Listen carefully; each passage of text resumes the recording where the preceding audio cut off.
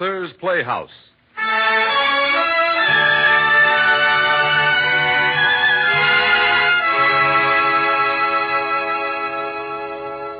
Presenting O. Henry's imperishable masterpiece, Christmas by Injunction.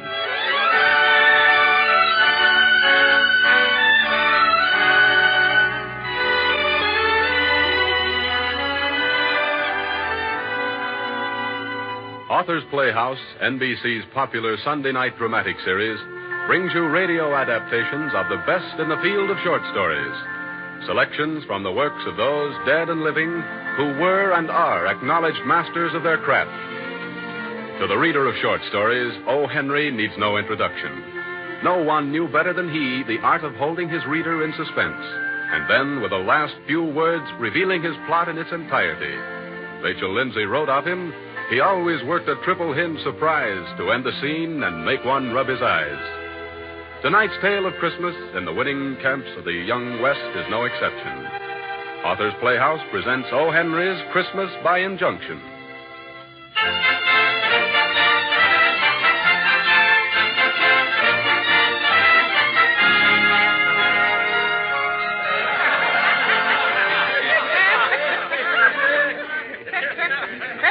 Take this jug along with you, Cherokee. Ain't so much as an air bubble between what's in it and the cork. Well, thank you, Thirsty. That's right neighborly of you. It's good for snake bite if you get snake bit. Tastes of one pie and fighting t'other, I reckon, eh? Oh, Cherokee. Oh, yes, Judge. Is there nothing which we, your fellow citizens of Yellowhammer, can say or do to influence you to forsake your plans for departing from our midst? No, I'm afeard not, Judge. No, my mind's made up. But, Cherokee, you are the, shall I say, the civic father of Yellowhammer. He sure is. It was you who discovered the gold which was responsible for the establishment of our fair city. I reckon that's a fact, Judge. One day when old Betsy here was a-dining on porch and prickly pear, I turned up that nugget. 30 ounces she was. 30 ounces, eh? Yeah, but what Cherokee done, he didn't hold out on his friends. No. I was up in the Gila country when he got word to me about the strike he made. I was in Santa Fe, as busted as a 4-card diamond flush with a club draw to it. Well, I, too, was financially embarrassed. Only temporarily, of course, when the gladsome tidings reached me in El Paso. I was up on the Salt River, flattered in one of Mamacita Rosa's frijoles. You see, Cherokee, merely because the fickle goddess turned her back on you for the moment is hardly sufficient cause for you to forsake your friend. Oh, right, no, Judge, no. When my claim played out, it just played out. I'm much more than obliged to all of you for your kind offers made, but grub steak is all I need, and the grub steak's what I got. I reckon I'll prospect up along in the Mariposas. And if I strike it up there, I'll most certainly pass the word along. Yeah, sure, well, boys. Cherokee, if your mind's made up, I reckon it's made up, and there's nothing more we can say. But if Lady Luck don't see fit to warm her hands by your campfire up in the Mariposas, don't forget for a single minute you got friends here in Yellowhammer. Friends that's beholden to you. Yes, sir, that's right. Indeed, yes, indeed, Cherokee. I speak for all when I say, I hope you will consider Yellowhammer in perpetual debt to you a bed, bacon and eggs, and hot water for shaving. Thank you, gents, thank you. That's more than white here. Well, we better be a-getting. Move along, Betsy. Bye, Dad. Trinidad. Goodbye. So long, Cherokee. Good luck. Watch out for snakes, Cherokee. Don't forget, Cherokee. Whatever call you may make upon us, the Yellowhammer will never forget. It's Romulus and Remus.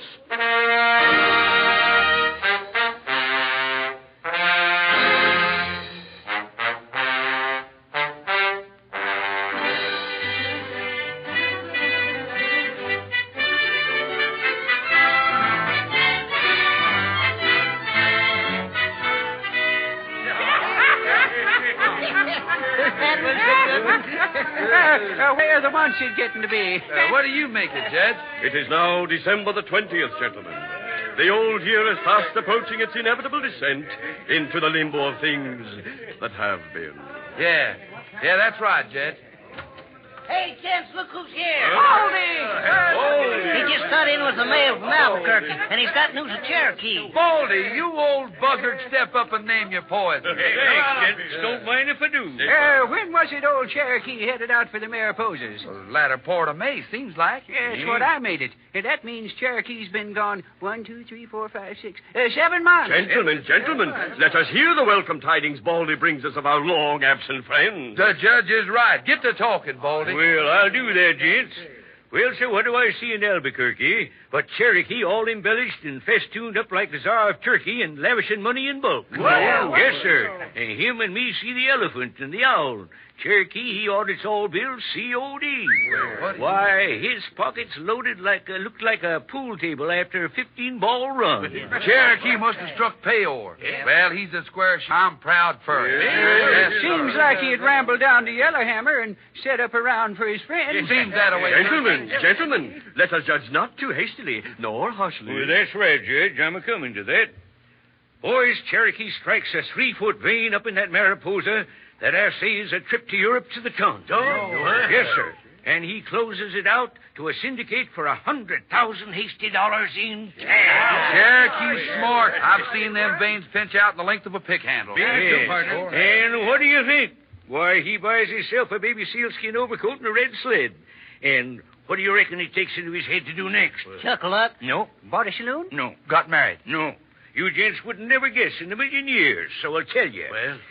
Cherokee took me to a room and showed me.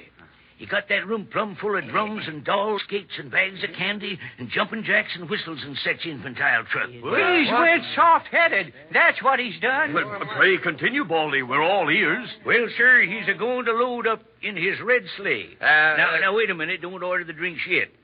He's a-going to drive down here to Yellowhammer and give the kids of this here town, the biggest crying doll and little giant boy's tool chest blowout that was ever seen west of Cape Hatteras. Well, I'm astonished.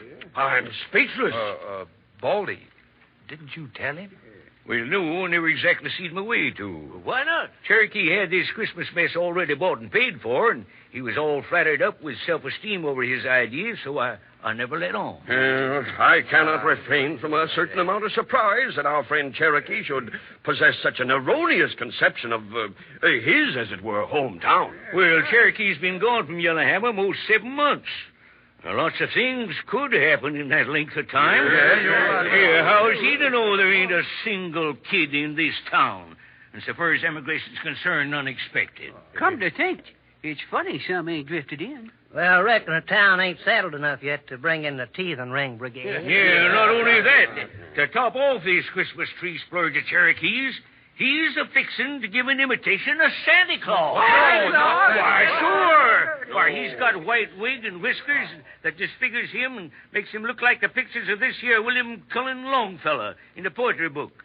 And a red suit of fur-trimmed underwear, and 8-ounce gloves, and stand-up, lay-down, crocheted cap. Well, Baldy, when does Cherokee allow to come over with his truck? Morning before Christmas. Uh-huh. Now, he wants you folks to have a room fixed up and a tree hauled and ready. But he said be sure and keep it a secret from the kids. To think that the voice of childhood has never gladdened our city. The patter of restless little feet never consecrated its streets. Nowhere in Yellowhammer are there roguish, expectant eyes, ready to open wide at dawn of the enchanting day.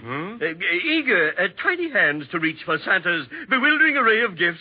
Elated, childish voicings of the season's joy. That's right, Judge. Well, Cherokee also made mention he'd appreciate whatever assistance the women folks of Yellowhammer might care to render for his little soiree. Well, there ain't but one female woman in town, Baldy. Yeah. Miss Walker, the essayer's wife. Yeah, that's right. You forget Miss Fanchon Spangler in the troupe at the Opera House. An estimable lady, I'm sure. Yeah, and if worst come to worst, maybe Miss Fanchon could play like she was a little girl for Cherokee, like she done in that show, The Miner's Bride. No, Thirsty. Her performance was adequate, circumstances taken into consideration. But between her delineation and the visions of adolescence which fancy conjures as eligible recipients of Cherokee's bounty, there is a gulf. Yes, I may say a gulf.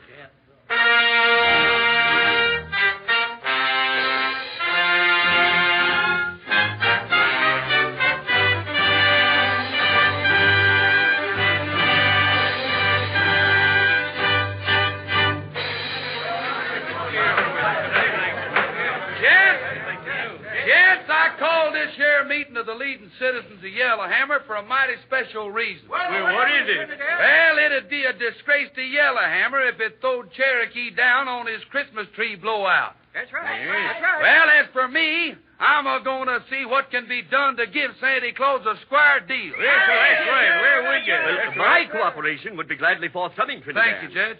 But I do not see... frankly, heretofore I have regarded the absence of children rather as a luxury. But in this instance, still I do not see... Look at me, Judge, and you'll see old ways and me's with fur on. With the fur on. I'm going to hitch up a team and rustle a load of kids for Cherokees down the chimney act if I got to rob an orphan asylum. Splendid, Trinidad, a splendid thought. I will accompany you. Wiley Wilson and his old lady that's homesteading down Wild Horse Canyon has got a whole passel of kids. Why, they could loan out a couple or so and never know they was gone. That's a good idea. Yeah, and don't forget the widow Singletary over towards Wildcat Crossing. When old man Singletary cashed in his chips last summer, he left hers anyways a dozen or so young'uns, sorted sizes and ages. Yeah, Well, why can't we use all of them, eh? Have no fear, gentlemen. When Trinidad and I return, we shall be accompanied by a bevy of laughing, carefree children. If the mountain refuses to come to Muhammad, behold, Muhammad will go to the mountain. That's right.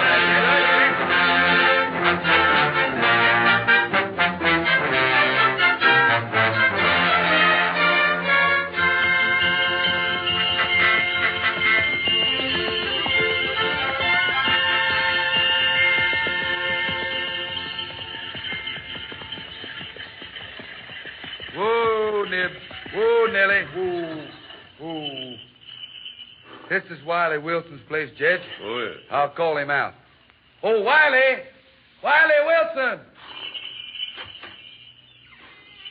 I'm Wiley Wilson. Is there something I can do for you, gents? Well, it's this-a-way, Mr. Wilson. We're from Yellowhammer, and we come kidnapping. Kidnapped. But just in a gentle sort of way, you might say, Mr. Wilson. Seems like one of our leading citizens is stung with a Santa Claus affliction, and, well, he's due in town tomorrow night with half the falderalls that's painted red and says Mama when you squeeze them. In other words, Mr. Wilson, the season of the year having approximately arrived, during which it is the custom to bestow frivolous but oft appreciated gifts among the young... Now, where we're between a hard spot and a rock is the youngest kid we got in Yellowhammer packs a 45 and a safety razor. So, consequent, we're mighty shy on somebody to say oh and aw when we light the candles on Christmas. May I say, Mr. Wilson, we have discovered for the first time in our embryonic but progressive little city the inconvenience of the absence of adolescence. So, partner, if you'll loan us a few kids, we guarantee to return them safe and sound on Christmas Day. And they'll come back all loaded down with a good time at Swiss Family Robinsons and cornucopias, red drums, and similar testimonials. Well, what do you say, Mr. Wilson? I understand, and I don't reckon the need to detain you, gents. Me and the old woman's got 7 kids, so to speak, but running my mind over the bunch, I don't appear to hit upon none we could spare for you to take over to your doing. But couldn't we perhaps divide them, Mr. Wilson? Say 4 for you and 3 for us. We should be happy to accept the leavings. There ain't no leavings, gents, and they're yourn. Oh, me. No, gents, thank you kindly, but I can't seem to fall in with the idea of letting none of them go.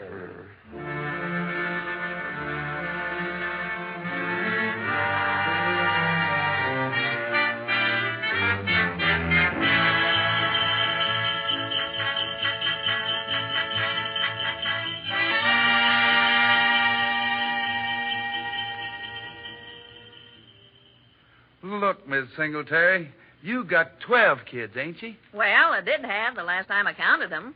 But land a-living, riding herd on them young'uns is a 24-hour-a-day job. Exactly, madam. That is why the absence of one pass unnoticed, I am confident. We will see that he or she or it returns to you on Christmas Day, laden with sufficient toys and goodies to lavish the season's cheer upon your entire flock. If that ain't just like a man. Why, if a single one was missing tomorrow night when they hang up their stockings, the other 11 would take on and beller till you could probably hear 'em all the way to Yellowhammer. But surely, madam, one... If you took one, you might as well take all. And you needn't worry none about that. Well, what kind of a mother would I be, loaning out my own flesh and blood on Christmas Eve? I'd be a female Judas. That's what I'd be.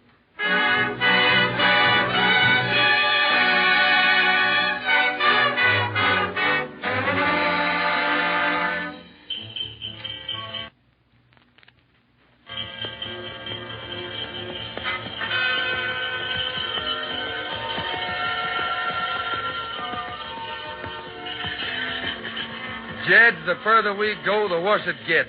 We've been out most 2 days now. Tomorrow's Christmas. We ain't been able to rustle so much as one young'un. Situation is indeed becoming critical. It's beginning to creep on my faculties that borrowing kids at Christmas is something like trying to steal butter from a man that's got hot pancakes a-coming. Trinidad, what is yon abode?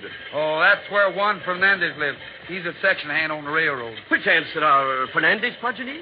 Oh, whole shackful, but I just doubt we can borrow any. Them Mexicanos set a heap of store by Christmas. We can but try. Angels can do no more. On, Trinidad. On to the Fernandez menage.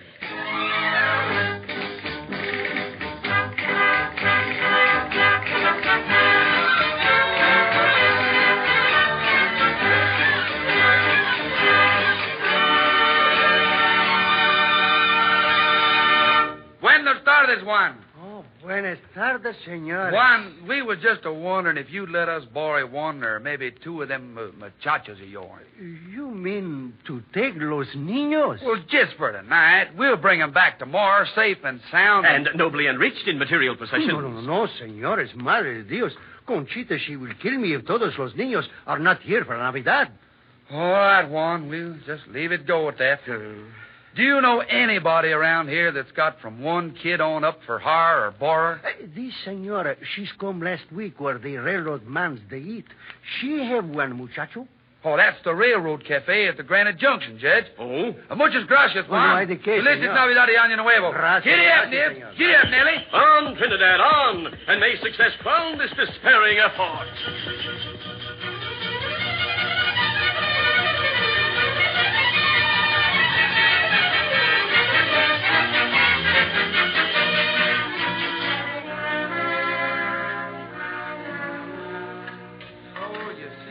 That's why we'd be mighty proud if you'd let him take it.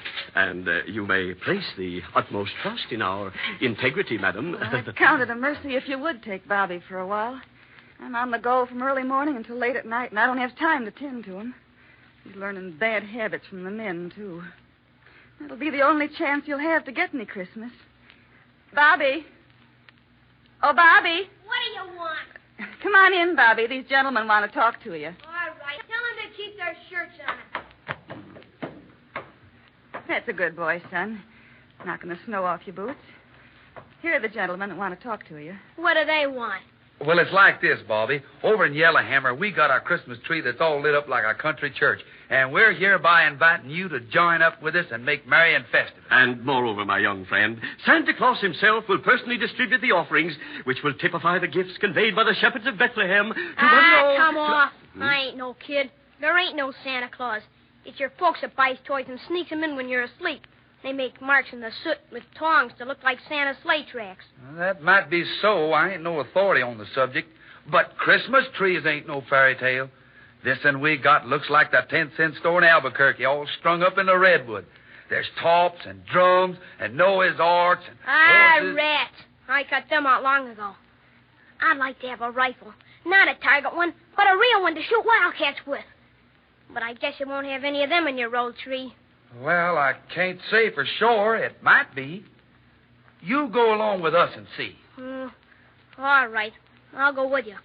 But if there ain't a real rifle on that tree, you can bring me right back here.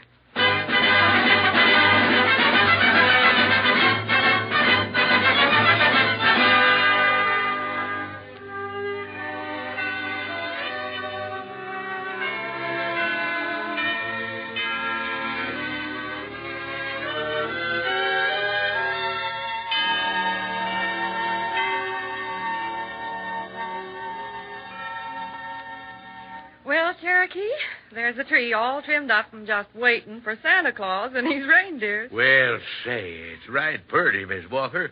And I'm mighty pleased to you and Miss Spangler for helping us get it all shored up and ready to delight the young'un. Oh, Mr. Cherokee, I think what you're planning to do tonight is one of the sweetest things I've ever heard of in all my life. You have a heart of purest gold. Oh, Miss Spangler, it ain't nothing.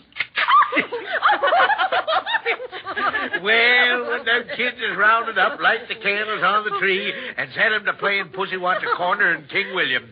And when they get going good at it, why, old Santa'll just slide in the door.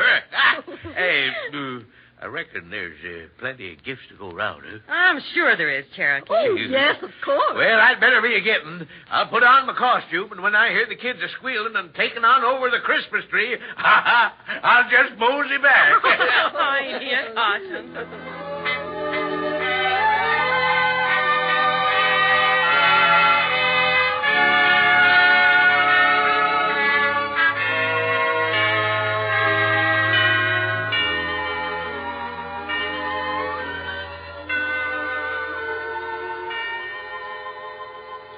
It's the most beautiful tree I've ever seen. It is pretty, ain't it? Tex. Yes? While you're up on that ladder, that star ain't quite straight. Tip it a mite more towards the window, will you? Sure thing you know, Miss Walker. Now there, how's that? That's just fine, Tex. Yeah, drive it up in front now, Miss Walker. And the children, bless their baby hearts. Are the children with them? Snowing so thick, it's hard to tell. They got one maverick in tow. I can see him. Might on the ruddy side, I'd say. Well, open the door, Tex, and let them in. Now, everybody get ready and wish Merry Christmas when they all come streaming in, huh?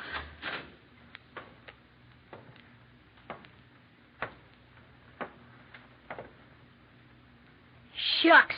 I've seen fancier Christmas trees than that one lots of times. Kennedy. Jed. Where are all the other children? Well, ma'am, the prospecting for kids at Christmas time is like hunting. Well, it's like hunting in limestone for silver. This here young bothead, ma'am, is all that washes out of our 2 days maneuvering. Oh, the sweet little boy. Ah, shut up. Who's a kid? You ain't, you bet. Fresh little imp. May I say that we exerted ourselves to the utmost, but results were nil, or practically so. Me and the judge, we done the best we could. It's tough on Cherokee, but it can't be helped. Everybody get ready. Here comes Santa Claus now. There he comes. Whoa, Dancer! Whoa, Prancer! Oh, Dunder and Melissa! Santa's telling his reindeer to stop. Don't give me that. Reindeers live in Alaska. I'll bet 2 pence against a plug of chewing tobacco. All those are a team of mules or horses. Prepare for the entrance of Chris Pringle. Swing wide the portal text that the jolly Saint's entrance may be unimpeded. Merry Christmas, everybody!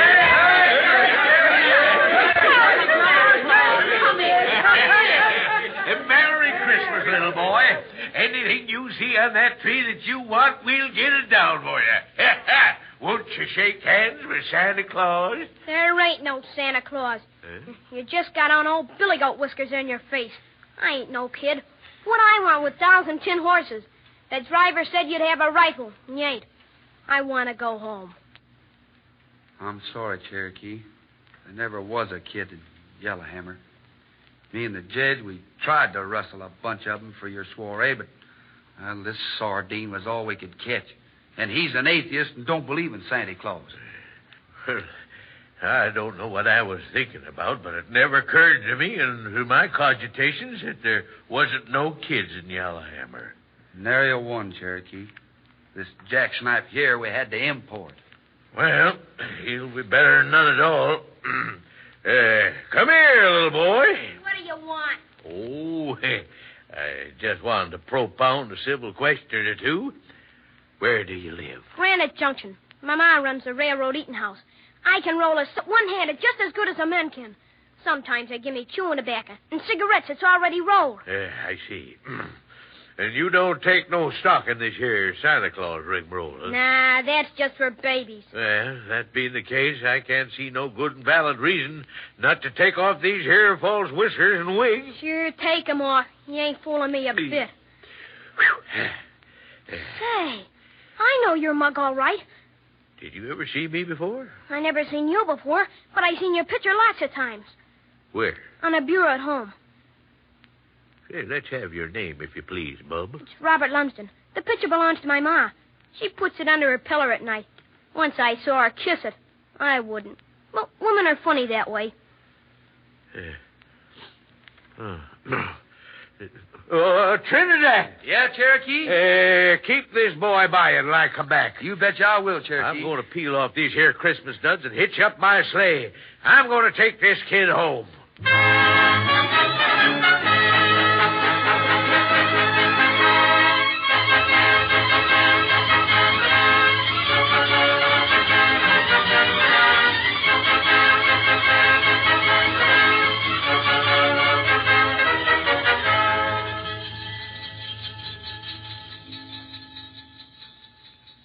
Got a match?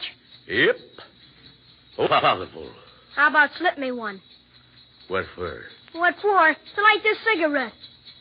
Throw that cigarette away. Yes, sir. Throw the whole package, too. Yes, sir. Say, I like you. I don't know why. Nobody ever made me do nothing I didn't want to do before.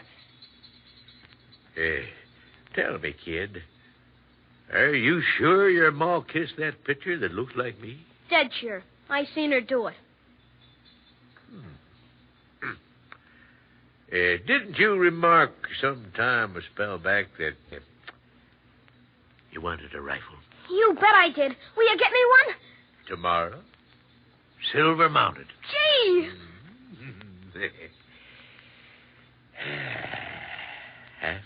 9:30. We'll hit the junction plumb on time with Christmas Day. Are you cold? Huh? Sit closer, son.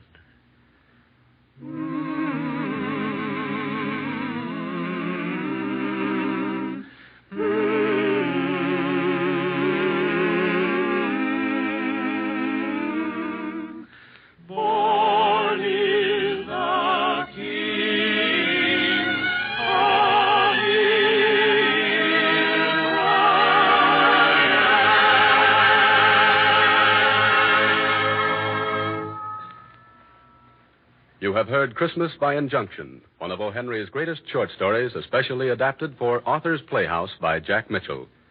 The cast of tonight's presentation included Cliff Sabir as Cherokee, Curly Bradley as Trinidad, Sidney Elstrom as the Judge, and Jerry Spellman as Bobby. In the supporting cast were Fern Persons, Harriet Unn, Eva Parnell, Hilda Graham, Dan Bowers, Clarence Hartzell, Percy Hemus, Carl Cronky, and Michael Romano. The original musical score was written and conducted by Roy Shield. 1 week from tonight, Author's Playhouse will return to the air with a romantic comedy of love and football, Unlike Leonardo, by Howard Rigsby.